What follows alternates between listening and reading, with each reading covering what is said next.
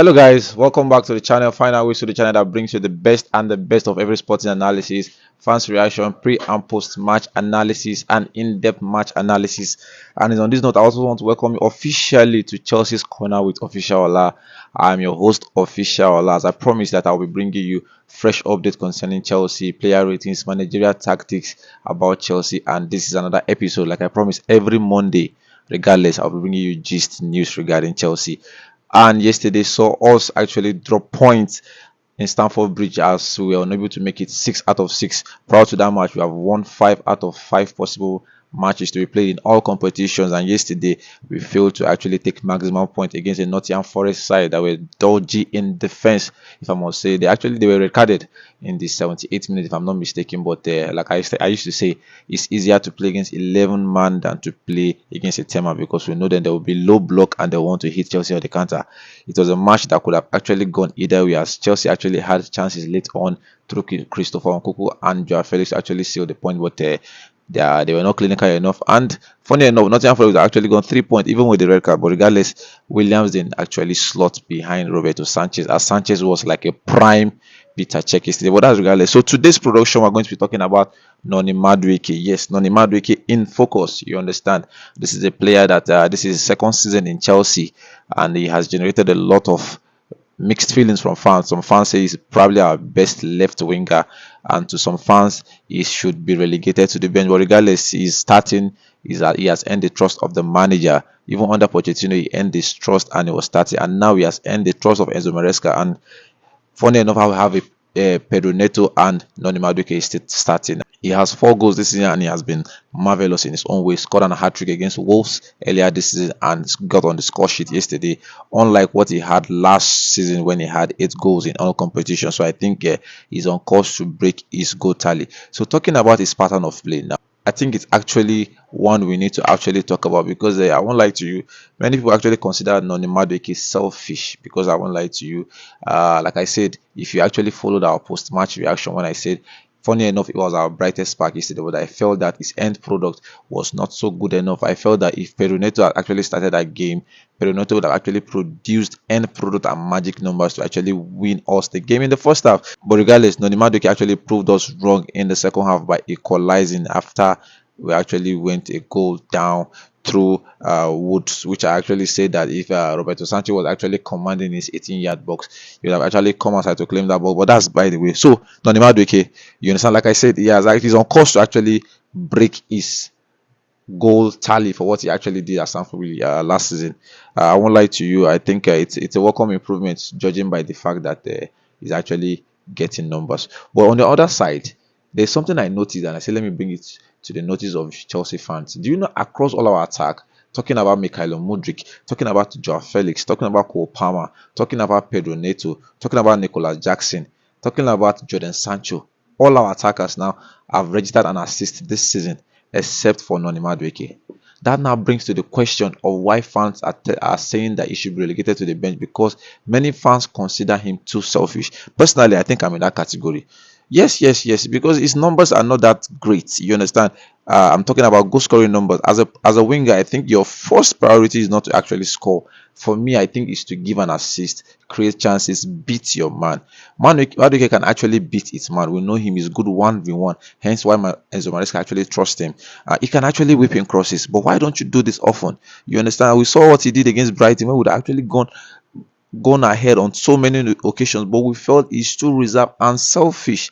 I think it's something that Enzo Maresca need to calm him down and talk to him. Regardless, I said he's a 22 years old player. He still has a lot to learn, and if he keeps going like this, I'm telling you the fact that we need to talk about and watch out for Noni Madueke, because it just takes one game for you to see the brilliance of Pedro Neto. Because like I said, Chelsea fans are sleeping on Pedro Neto. We don't know the gem we actually have in our hands. Like personally, a player that can play on both sides, left or right winger, produce magical numbers. There was this notable cross Pedro Neto actually brought in for Joao Felix to actually nod, but he didn't actually score that goal on his weaker foot. So I think I'm talking about end product. I think Pedro Neto is actually better. But regardless, this is the manager's choice. But I'm saying that as of now, as it stands on paper, Noni Madueke needs to realize that there's more to footballing than scoring. You can't always get on the score sheet. Why is it easy for Kopama to get on the score sheet? Because he assists a lot. So when there's chance, it is easy for him to bury those chances. So regardless, Chelsea fans, we need to talk about Madueke. You know the funny at all, because like I said,